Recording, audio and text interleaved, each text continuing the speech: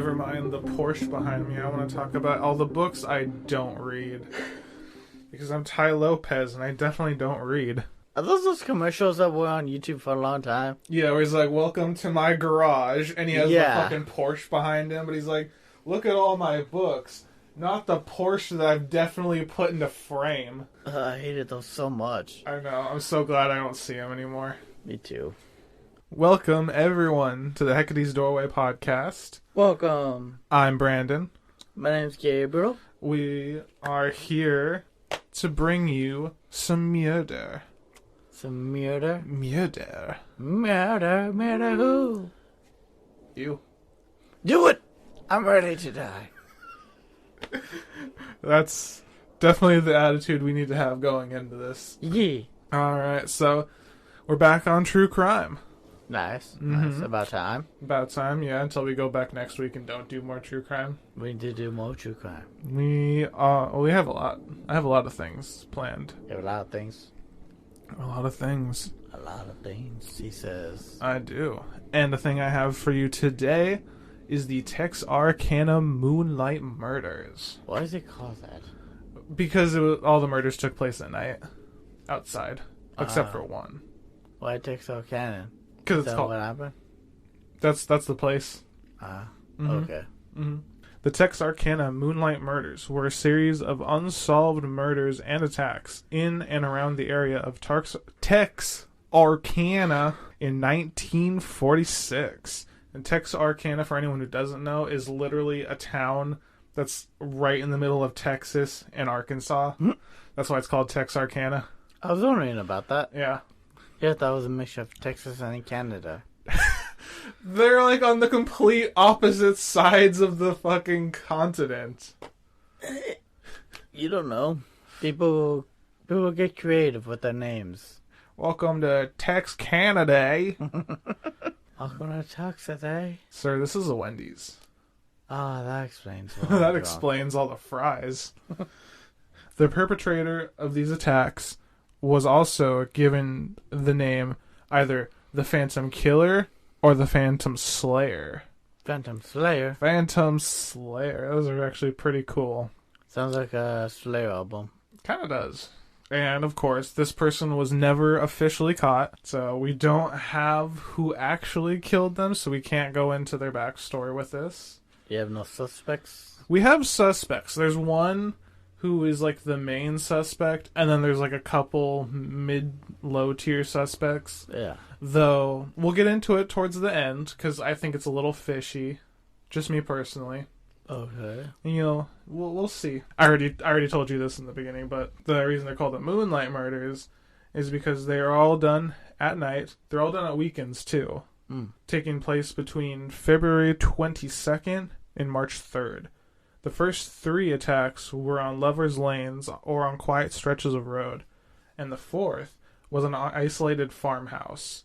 His targets were all couples. First 3 were all late teens, early 20s. The last attack was like a middle-aged couple. That's another thing we'll kind of get into towards the end, because it gets a little fishy in some places. Okay. These attacks gained some massive press coverage and caused widespread panic, kind of like the Son of Sam murders. Oh, damn, okay. Mm-hmm. This is one of those towns where, like, every true crime doc you see where they're like, in this town, no one locked their doors at night, is one of those. But everyone locked their doors, and fucking stores sold out of guns and ammo. Damn. Police were constantly patrolling the grounds and got a little crazy. Investigations went straight from city all the way to a federal, like, real fast. Damn. Mm-hmm. It was in no time. There were doubts that all attacks were committed by one person. A lot of people think it was a combination of things. Mostly the last one. And though this had never been officially solved, officials had a prime suspect, Yul Sweeney. Yul Sweeney.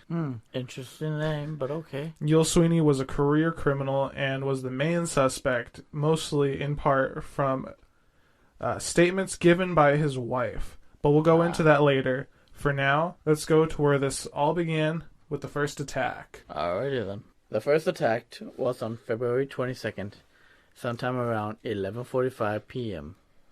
That, by the way, is my birthday. So, yay. Oh shit, it is, isn't it? Yeah, I swear it wasn't me.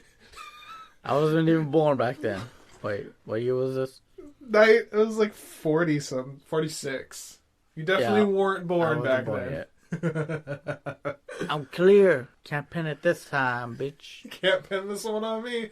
I wasn't even sperm yet. I wasn't even conceived. Sometime around 11:45 p.m., Jimmy Hollis, and his girlfriend Mary Jane Larray were parked at a lover's lane after watching a movie when a man approached the driver. Remember the good old days? Instead of Netflix and chill, you had driving and bang. I think drive-ins were already not a thing by the time we were like 8. Yeah, they were. I only went to a drive-in once in my whole life. Yeah, I've never been to one either. I haven't been to one, I mean. Yeah, it sounds kind of cool, honestly. It's probably one of those things that they're going to bring back at some point. Oh, that'd be nice. Actually, it would be cool. Driving and bang. Driving and bang. Car rocking in the middle of everything. Then again, so is everyone else's car. No one came here for the movie. We all just came here to fuck in public. Yep. And get away with it. We all know it's true. That's all we did. He was wearing what looked like a white pillowcase. What the fuck, the KKK? No, more like Jason in part 2. Oh. Sackhead Jason. I almost feel like this is where they took that from, because it looks almost exactly like that. That's funny. Yeah. It was Jason Voorhees. Is that why Run DMC went back in time? That's why Busta Rhymes went back. He kicked Michael's ass. Now it's time to go kick Jason's ass. Oh, that's fucking funny. Poor Michael. You never saw it coming. He was wearing what looked like a white pillowcase or a sack over his head with holes cut out for the eyes. He shone a flashlight into the car. Hollis wasn't sure if it was some kind of prank. He told the man he had the wrong person. He responded, "I don't want to kill you, so do what I say." Both Hollis and Larray were ordered out of the car. He told Hollis to remove his pants and struck him twice in the head with his pistol, so hard that the sound of his skull fractured sounded like a gunshot. Damn, that's really hard. He's using it wrong, though. Yeah. So someone needs to tell him that you fire it, you know. Did you know that that's not a blunt weapon? It's not meant to be used like that. Even if you hit someone, there's no guarantee they're going to get knocked out. I wonder why he told him to take his pants off. My theory is it's just so he can steal everything out of it, but it's just so weird. Yeah. Because he doesn't do anything to him other than hit him with his gun. He doesn't rape him? No, not him. Damn. Oh, okay. Just get out and drop pants. Get up and drop your trousers. Drop trowel, pal. Larray, believing he was attempting to rob them, grabbed Hollis's wallet to show their assailant they had no money. The man then struck her with a blunt object in order to stand up and then to run. When she began in the direction of a ditch nearby, he told her to run up the road. She found an empty car on the road, and upon reaching the car, the man was right behind her. He asked her why she was running, and when she responded by telling him, "It's what you told me to do." He called her a lie before knocking her to the ground and sexually assaulting her with his gun. What the fuck? Yeah, that's some weird shit. Run away. Why are you running? Why are you running? And Man, that's gotta suck. Yeah, and then just using his gun as a toy. Silly, man. That's not what the gun is used for. He's used his gun wrong twice in this. Eventually, she got away and ran half a mile to a nearby house, where she was able to call the police. Hollis survived the attack as well, and both were taken to the hospital. For some reason, the police believed they knew their attacker and was covering up for them. They thought they knew? This is really weird. I don't know why, but for the longest time, when we'll touch on this more at the end too, but for the longest time, the police believed that they were lying about who attacked them. Yeah. I don't know if they thought it was just her or both of them were lying, but they thought that they knew who it was and they were pretending that it was the Phantom Killer. I don't know why. Why? I tried so hard to find out why they thought this, but there's nothing. I don't know. The only thing I could possibly think of is the fact that he didn't kill either of them. But assuming this is like his first step into being a serial killer, like they always ramp up. Oh yeah. So First kill is always the bloodiest. So I don't know why. That brings us to the second attack and the first double murder on March 24th.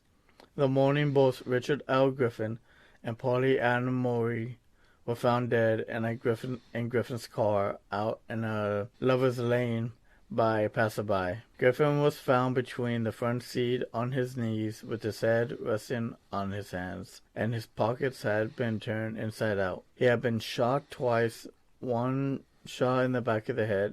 Marie was lying face down in the back seat. She had also been shot in the back of the head. There was evidence that both of them had been murdered outside the car and placed inside and posed after.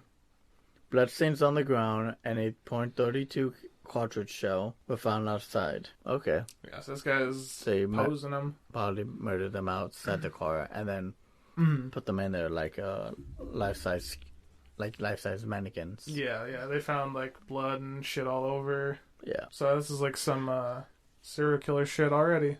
That was the first murder, the double murder. So on April 14th, we have the next set of murder victims, Paul Martin and Betty Jo Booker.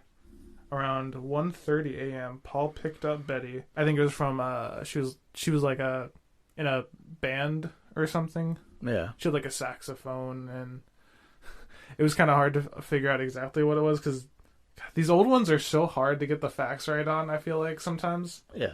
But this isn't that important. She was just picked up from a concert hall, I believe, because she... Yeah, okay. I'm only clarifying on that a little bit because for some reason this plays in a little bit towards the end when we talk about the suspects, even though it's really stupid. At 6:30 the same morning, Martin's body was found. He'd been shot 4 times in his right hand, in the back, going through his ribs, and 1 shot through his nose. Ow. Yeah, and 1 in the back of the neck. The search party went out looking for Booker, and at 11:30 they found her. She was about 2 miles away from Martin's body, behind a tree. She was fully clothed, laying on her back, and her hand had been placed in the pocket of her overcoat. She had been shot twice, 1 in the chest and 1 in the face. The murder weapon was determined to be the same .32 caliber automatic Colt pistol that was used in the first double murder. Martin's car was found about 3 miles away from Booker's body, parked at Spring Lake Park with the keys still in the ignition. And that seems to be a regular thing too, is that this person, whoever does the killing, robs them and then steals their car for a short distance. Yeah. Which plays in a little bit to the suspects as well. And okay. So now we're on the final attack. The final countdown.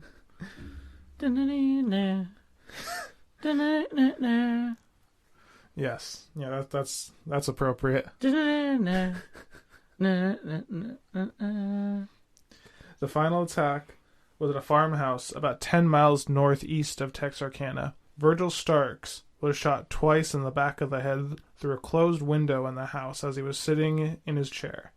His wife Katie came into the room and watched as Virgil tried to stand up, only to fall back down onto his chair and die. She ran to the phone on the wall to call police, only to be shot twice in the face from the same window.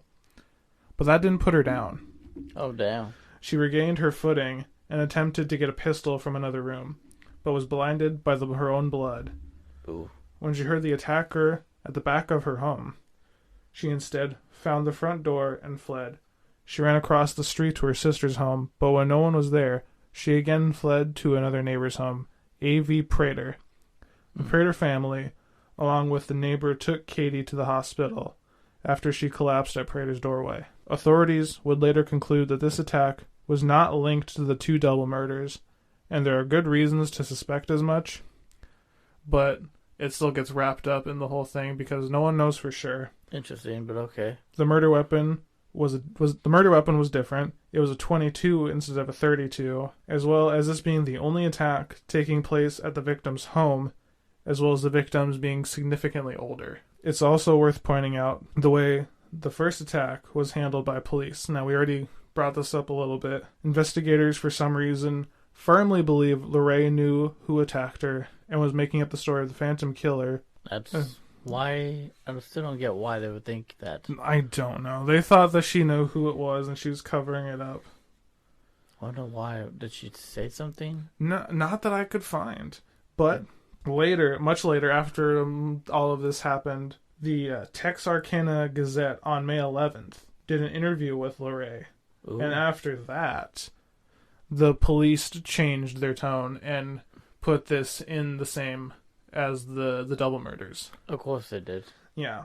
I don't know. I tried to find out if there was anything that would make them think this. I don't know. Okay. It was really, really stupid. Probably shitty police work. Yeah. That sucks. Alright. So now, unfortunately, that's mostly it. Okay. But now we're going to get into the suspects. Suspect. Everyone's a suspect. Just kidding. There's only like one. Sussy boy. Getting a little sussy. No sussy baka. Suspect one, as we mentioned at the beginning of this, was Yule Sweeney. Who is Yule Sweeney? Yule Sweeney was a career car thief. And from everything I could find, this seems to be the biggest tie. There's two things that make him the main suspect. There's the car thief, because the killer, except for those last two, stole their cars. But his wife was also arrested. I couldn't quite figure out what she was arrested for. But after she was arrested, she gave a statement saying that Sweeney was the Phantom Killer. And she supposedly pointed them out to items that other victims had that were disposed of in other areas that weren't released to the public. Yeah. So, supposedly. But later, she would recant her confession. And then the other weird part in this is, when I looked more into this, Sweeney was arrested. He was arrested for being a car thief. Like, they put him away because he just kept stealing cars. There was like some weird term that doesn't exist anymore. And some places were saying that this was his version of a plea deal to get put away for this instead of the murder, so he wouldn't get the death sentence. That sounds really weird. Yeah. It sounds really weird. Okay. Yeah, they arrested him too because he was stealing cars, and they found him stealing cars. Yeah. And I don't know, the biggest reason I don't believe him as a suspect is it just doesn't make any sense that he would steal cars as himself, but then go put on his mask and steal cars as the Phantom. Like, if he's gonna steal cars without the mask, why is he putting the mask on just to go shoot people and then steal their cars? Damn. It's weird. It doesn't make any sense. I don't think he did it. All right. Unfortunately, that is the only legit suspect, though. The only other one who was like even considered a suspect for a little bit was H.B. Duty Tennyson. How does he sign? Duty. That's a weird nickname. He was suspected for a little bit because he committed suicide on November 4th, 1984. Shit. And he left a little cryptic message, which I guess like some kind of weird Zodiac shit, where they figured it out, and then they found his suicide note. And in his suicide note, he admitted to the two double murders. Yeah. But he also not just the two double murders, but also Virgil Starks, the older guy who he shot through his window. Oh yeah. But there was no evidence to link him to that, and I think he had an alibi for at least one of them. So there's a good chance he just did that just because he was some mental health shit that even in the 80s, no one knew what the fuck mental health was. True. And then, so that's the only like two big suspects, but the other suspects were, and the reason I brought up the tuba is I don't know if he was a tuba salesman or if he was like a pawn shop owner, but this guy was suspected for a little bit because people thought the tuba he had in his store was the tuba of Booker. They thought like he was selling her tuba. He stole it. But he didn't, though. They actually found it later. Ah, okay. Yeah. So he's clear. He's cleared. And then there was an idea that it was a defected German Nazi soldier. What the fuck? This is after right after World War II. Yeah. But, like, why? I don't know. Probably because it was after World War II. Everyone's like, it might have been one of them Nazis. You never know. They might have crossed the ocean. Yeah. And then, of course, there's just the theory that it was just a drifter. Yeah. Came in, did his shit, and then left on the train. Probably. Honestly. I never know. And then there's the really stupid theory that it was the Zodiac Killer. Oh, it's a Zodiac Killer. Which is really fucking stupid, and I don't believe it for a second. Was it in Chicago? Yeah, it was in Chicago. Like This was Texarkana, so okay. Quite a distance. Very fucking far. And it doesn't make a lot of sense to do this and then go, I don't know, maybe like, well, I know it was like 50, but was it 50 or was it like 56 or something like that? But 5 to 10 years later, start up a whole new thing. Doesn't check out. Oh, Jesus. Doesn't check out. Yeah, but that concludes the Texarkana murders. Good job. Yeah. Good job on the research. Yeah. Thank you. I didn't find as much as I wanted to on this. Yeah. Because this was a very niche one, I feel like. Understandable. Yeah. I haven't heard too much of this one either, if anything. A fun fact about this one, though, is there's a movie called The Town That Dreaded Sundown. Oh, yeah, that one. Which was made about this, which is basically like in the Scream movies, how they have the stab movies. Yeah. And every year on Halloween, Texarkana plays it. Damn, really? Yeah. Okay. But like they play the fucking stab movies and everyone goes and like, yeah, that happened. Sick. Remember when he murdered her? I was there. I was like, wait, what? I was that. No, I wasn't. It's like, police. Police. We got him. We finally got him. Damn. It was old man Jameson. But not being resolved after all these years. And I mean, I think the biggest reasons like all of these old ones always go unsolved is there's literally no forensics. Yeah, like forensics doesn't exist. Like they had fingerprints, they had hair, maybe DNA. They didn't know what to do with it. Yeah, they definitely had fingerprints. I don't think he wore gloves. True. And they found casings of the bullets, which would have his fingerprints on them. His fingerprints and things would be on the victims. You know, shit like that. True. They didn't have forensics, so they couldn't tie it to anyone. Damn. Yeah. Well, okay. Yeah, that was a shorter one, but now next week we're gonna do another little cryptid episode. It'll be fun. Yeah. And then are we gonna do the Black Dahlia or is that later? That's later. I won't. That one's gonna be a deep dive. I wanna really get into that one. So we have to do a shitload of research. All right, sounds good. After the cryptid, though, we're gonna do the torso murders. Oh yeah, that's a really fucked up. That one's fucked. So we're gonna do a little fun episode in between. We need some filler just to everyone can be a little softened up, and then bang him. Bang him. Wait, don't bang him. Right, yeah, no. Don't bang the listeners, man. Damn it. I'm sorry, I can't help it. I have a sexual problem. Keep it in your pants. I'm not wearing pants. I know you're not. I talked about this about you. It helps me loosen up, okay? Loosen what? There ain't nothing there. There will be. Fuck you. Alright. So that's enough joking. Alright. I think that's everything. Yeah. Alright, man. Thank you all for listening. Thank you so much. Thank you for listening to all of our other stuff if you have. We appreciate it. Appreciate every comment you leave. Criticizing of any kind is welcome. We appreciate it. Yeah, sure we do. I appreciate it. This man over here is a salty bitch. No, I appreciate it. Make sure to follow us on Twitter at Hecate_podcast. Nice. Do you have a Facebook?